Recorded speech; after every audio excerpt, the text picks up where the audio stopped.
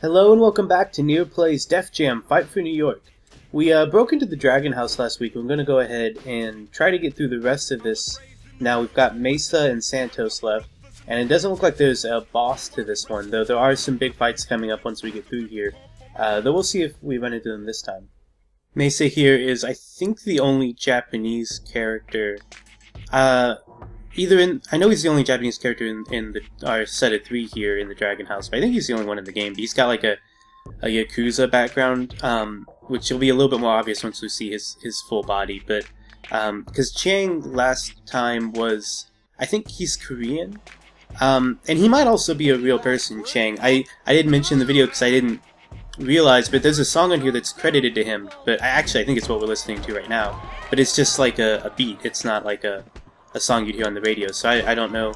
He might be like some kind of a producer, or I don't know the term for people that make like, or a composer, I guess, or just a DJ. But either way, Mesa here I think does mostly submission style.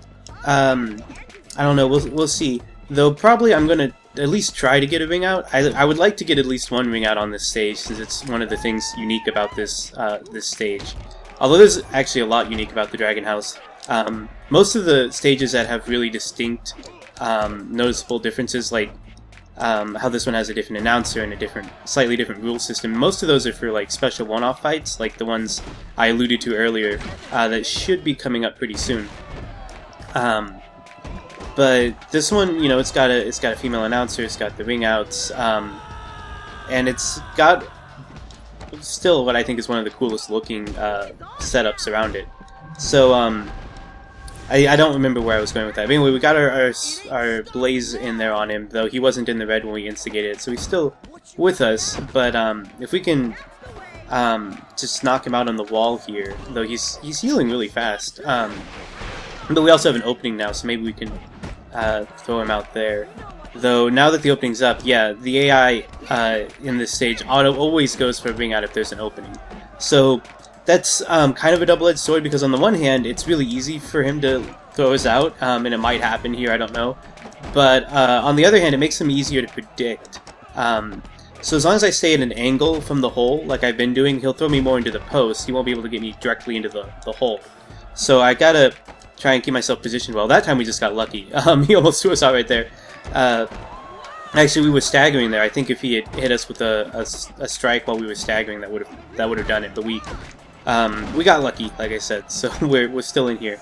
Though I don't know if we'll be able to get him out. I'm not going to cost us the match trying to do it. But if I need to get him back down in the red if I'm not going to throw him out. Oh, that was another one where we got lucky. I thought we were going to go through the hole there, but we actually hit the post. Anyway, I mentioned that Mesa's Yakuza ties became more apparent when you saw his full body. And he's got all these tattoos on him, which, I'm pretty sure is meant to make him look Yakuza. And I think it's mentioned somewhere that he's like the son of a Yakuza gangster or something. I don't remember. Anyway, we've got 2 of those now, so it's going to be a lot harder to avoid. We have to finish this now. Now that there's 2 of them, it's going to be almost impossible not to get wrung out. Although now he's going for a submission, which is surprising. I would have expected him to just kind of throw us out. Now that there's 2 holes that he can get us through, it should be a lot easier. And now I'm the one that's missing it. But man, we've got him almost to the red here. Like, he's not putting up too much of a challenge. Like, I think if I wasn't trying to show off and get him to ring out just to show you guys a ring out, then I think it would have been over a while ago. But I've been delaying things here. But I think he blocked. We've got him right here. If I can just whoa. My game lagged for a second there. There we go. Okay, ring out. There you go. You get to see it. It's just as anticlimactic as in any other fighting game, really. So it's nothing too special, but it's something that we hadn't seen before. So there we go. Got some earnings. Got FIDA. Got the song Dragon House and Chiropractor. All good stuff to have, I think. Okay, back at the crib, and we've got some messages here. Rollins wants to tell us about fighting styles, but we kind of already know this stuff, I think. Jacob has some new bling for us, and Crow. You keep messing with my crew, and we're gonna lay your ass out.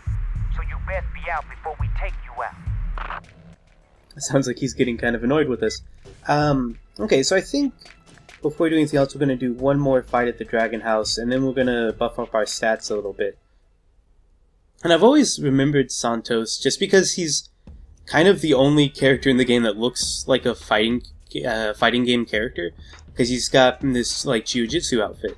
And I think the reason he's in the game is because the developers are like, well, we really want to get a Brazilian jiu-jitsu type fighter in here, because a lot of the inspiration for this game, like some of it comes from wrestling, but they look a lot to mixed martial arts when building their characters. And Brazilian jiu-jitsu is really integral to the background of MMA as like a sport or a competition. So it makes sense that they would want to include someone like him, but I don't think they had a whole lot else in mind for him other than that he was a Brazilian jiu-jitsu fighter. So they made him, and of course they're not going to make a Brazilian club, so they put him in the Dragon House. So, and that actually kind of leads to one of the other things that I like about the Dragon House, is that like all the other clubs are themed around like a race, and I've commented on that before, that I think it's a little tasteless, I guess, that the clubs are so racially segregated. But on the other hand, it does kind of make sense in sort of the like how in prison movies you'll always see that everybody breaks up according to their race. So it's just trying to portray that more than necessarily be like racist, I think. I don't think they're trying to say like, you know, all Mexicans belong together or whatever. They're just putting them together because it seems natural that they would be drawn to each other. But the Dragon House is a little bit different because none of the three people we're fighting in it now are the same race. Like I said, we had Korean, Japanese, and now Brazilian. Which, you know, Korean and Japanese, if you were being like kind of ignorant, you might say, well, you know, it's just the Asian club. But, you know, the Brazilian kind of breaks that up. And then there's other characters when we come back to here later that are also not Asian. But it's got the martial arts thing tying them together. They all are martial artists in some way. Especially Santos, who seems to be like purely just a martial arts guy. He doesn't look like a Street Fighter at all. Or maybe a Street Fighter in the term of like Capcom, but like he doesn't look like any of the other characters. But we got him there with the wall. He hasn't put up much of a fight. I don't think any of the fighters in this arena are too difficult. Maybe Chang can be a little annoying, but most of them you can usually take down pretty easy if you've made it this far and you've been keeping up with your stats. So we got the Filipino Pride. Didn't unlock him though. He might have been one of the default characters that you already have at the start. I don't know. Alright, so here's where the story should start picking up a little bit from what we've seen. First, we've got some new stuff. Hey, what's up? I added a bunch of new stuff to my designs. You should come check them out. And we won't be doing that, at least not right now. And then some new clothes from Snowman. But right now, I don't think we're too concerned with how we look. Though I do want to use some dev points that we've been getting. We should be able to buff out a few of our stats here, and we've been kind of neglecting them. How's it going? Which has made some of our fights a little bit harder than they necessarily need to be. So let's see, train skills. I think I want to raise our lower strength. We use a lot of kicks. Okay, and we should have, we still got some left, so let's raise, kind of see here. I guess speed would probably be a good one. Do we have any left over? Yeah, okay, no, that's good. Alright, so we've got 25 points left that we can use later. But that should help us out with our next little bit here as we head over to the Red Room, which I had actually forgotten about, but now I remember this stage. I like it quite a bit. It's Crow's illegal boxing club and casino. Where we'll be fighting WC here. Big fight tonight. I'll be watching. D-Mob being a man of few words as always. So this is our next fight in the same vein as Omar Epps and Ice-T, WC here, or I think it's Dub C. I always called him WC as a kid because I'd never heard of him, but I'm pretty sure I've heard him referred to as Dub C. We'll see if I can keep that straight. But he won't be quite as tough as those other two. At least I don't remember him being nearly as tough. Mostly I just remember him being kind of obnoxious.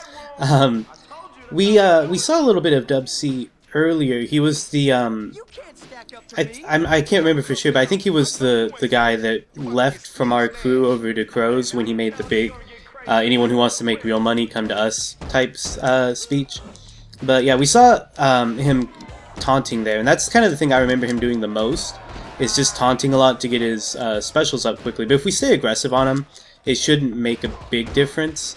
We just have to not give him too much time to build up that momentum, and he should go down pretty easy. And you know, I said he's not going to be as hard as Omar and Ice-T were, and that's a little bit disingenuous because he's probably, stat-wise, probably stronger than they were when we fought them.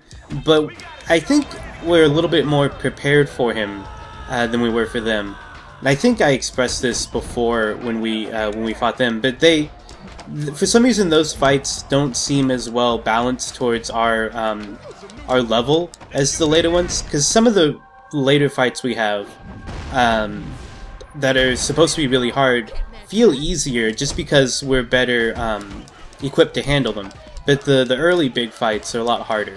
There's just a bit of a curve. But once you've, at least as I recall, once I got past Ice-T, the game always seemed to get a lot easier.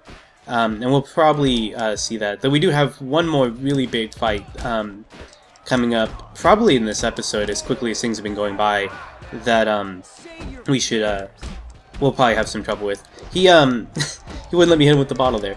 I thought I could maybe, he wasn't anywhere near the red, but I thought we could wear him down a little bit with it.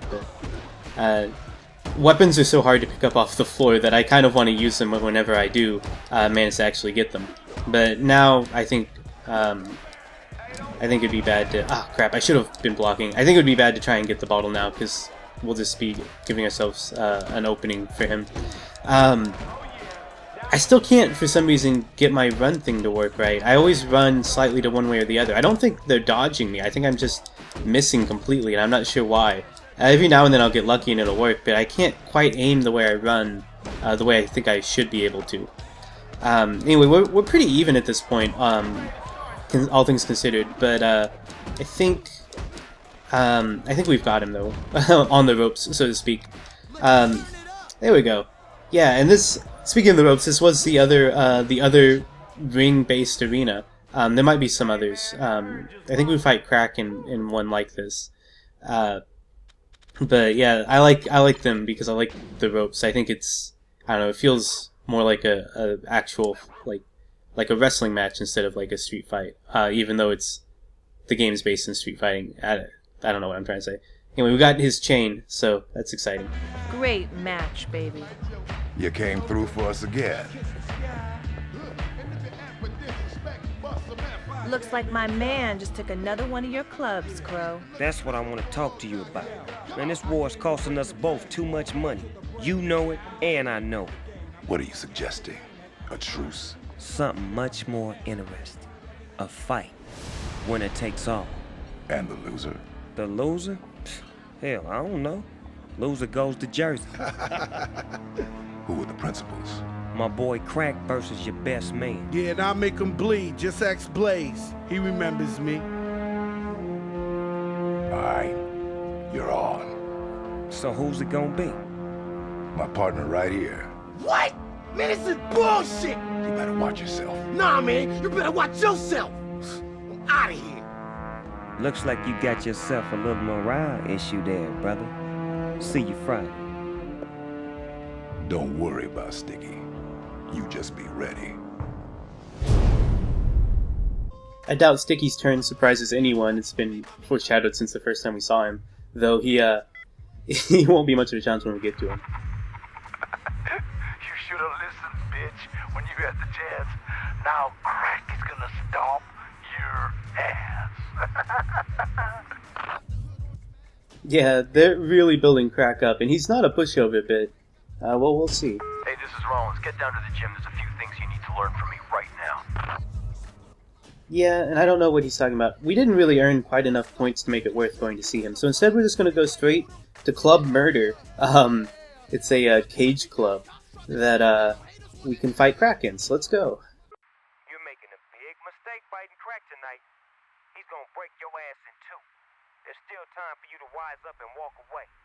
They've really been building Crack up. Because Fat Joe was a pretty big name at this time. I don't know if he's still considered relevant. I don't hear much about him. I think he's more in the production side of music, if he's still involved at all. We have this video hyping the match. I remember this video pretty well, because they just really want to build up this fight with Crack. So they do everything they can to make it seem as big as possible. They had him beat up Blaze off screen earlier. They've had all this stuff talking about how tough he is, and it's somewhat warranted. Like I mentioned, this is probably the last really challenging fight that we've got left.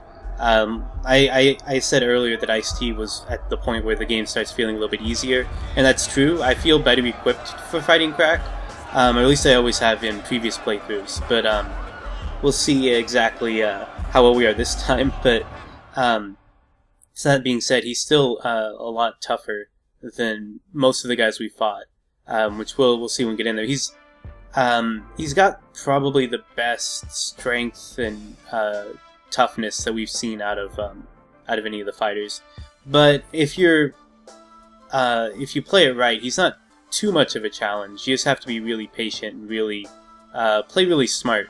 And of course, playing smart is not my strong suit. So I've had 2 matches with him that didn't work out, and I'm cutting them for time, but they've both been really close, and I think, like I said, you have to be a little bit patient with him. But I think this time we'll be able to get it, because I've been just like one slip up has cost me the match both times. Look at him, look at this asshole. So yeah, like I said, he's really tough.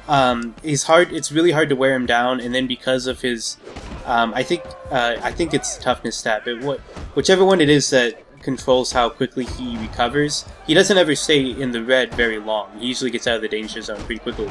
So what we have to do is wear him down and then hit him at just the right time. Thankfully, this is a cage match, which is actually really good for this fight, because we have lots of environmental attacks we can use on him. There's an environment on all sides of the ring. I do like, I don't know if you guys have noticed, I do like that he blocks with his stomach. He's the only character that does that, and it's kind of goofy. Oh, he's got us in a double underhook. Yeah, this is the pedigree. Okay, he hits us with Triple H's finisher there. Like I said, some pretty recognizable wrestling moves are in the wrestling styles, if you depending on what combinations you use. What was I saying? Oh yeah, it seems kind of like something you would see in a more cartoony fighting game. Though this has its cartoony elements, to be sure. But something more along the lines of like a Street Fighter or something, where you have a big fat character who blocks just by sticking their stomach out. I think it's really funny. It's probably the only thing about his character that's funny, because they treat Crack really seriously. Even though I've never taken Fat Joe terribly seriously. Like, he's a fine rapper, don't get me wrong. I'm not crazy about any of his songs, but there we go. Got him knocked out with the wall. And that's what I was talking about. The environment is all we really needed. And actually, he went down a lot faster than he did in the previous fights I had. I guess we just got some good execution there.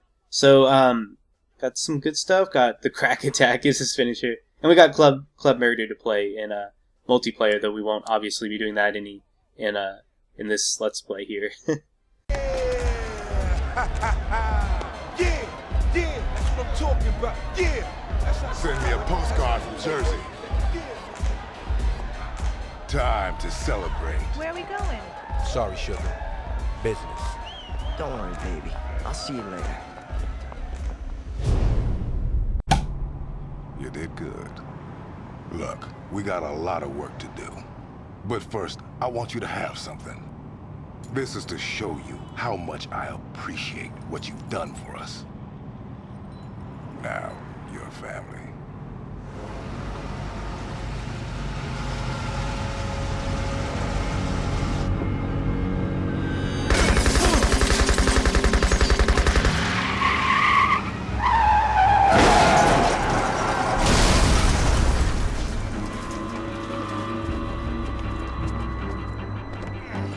Wait! Don't do it, man!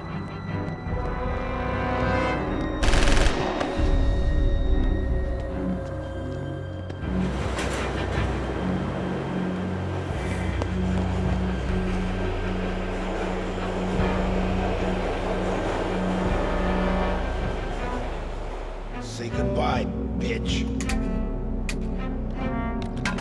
Goodbye, bitch. And we're back. So yeah, a lot happens right after you fight Crack, of course. Like I said, this is where the story kind of picks up. It's a little weird to be fighting in this normal-looking outfit. Okay, so this match, though, they allude to this match in the opening video that we saw way back in episode 1, if you guys remember that. But basically, in this match, we're supposed to kill Trejo. You don't have to. It's entirely possible to just knock him out conventionally by throwing him against a post or hitting him with a weapon. But in this arena, if you hit a blazing move as a finish, like if they're in the red and you hit a blazing move, then you kill them. But you can also kill them with a ring out, which, as you notice, I've been throwing him repeatedly onto the tracks here, and that's because if he's on the tracks when a train passes by, it will kill him. And if we hit our blaze, then that'll throw him into it, and a train will come automatically. Let's see. Okay, yeah. All right, he's dead. So yeah, this is a really easy fight, but it's also one of the ones that they really wanted to hype up. So there we go. He's gone. We won't be seeing him again for the rest of the game. Thanks for playing, Danny. Just get out of here. No way. You're coming with us. Leave me. Forget it. Crow's gonna die for this. No. Remember what I said. That ain't the way. Now get the hell out of here. Come on. Let's go. We got work to do. Yeah, we gotta hit Crow back tonight. No way. That's exactly what he expects us to do. He'll be waiting. What? So we just run away scared? Do I look scared? No. But I ain't stupid either. We gotta do things the right way. D-Mob's way. We take Crow's turf by beating his fighters. Yeah, you're crippled and half the crews jump town. Man, we're gonna need some help. Hey! What's going on? I hadn't pointed him out yet, but Redman's just been sleeping on the couch there in almost every cutscene in that place. So yeah, we've got 3 messages here. Don't worry about me. Follow Blaze's lead and get our clubs back. Yeah, and we'll do that. What you gonna do now, bitch? You keep messing with me, and I'll kill you and your crippled ass friend. And we'll see about that. Hey, this is Rollins. You better get down to the gym. I got a few new moves to show you. Okay, and we probably will go to the gym, but not right now. I think for now, we're at a good stopping point. So come back next week and we'll start getting our revenge on Crow there. So I'll see you guys then. Bye.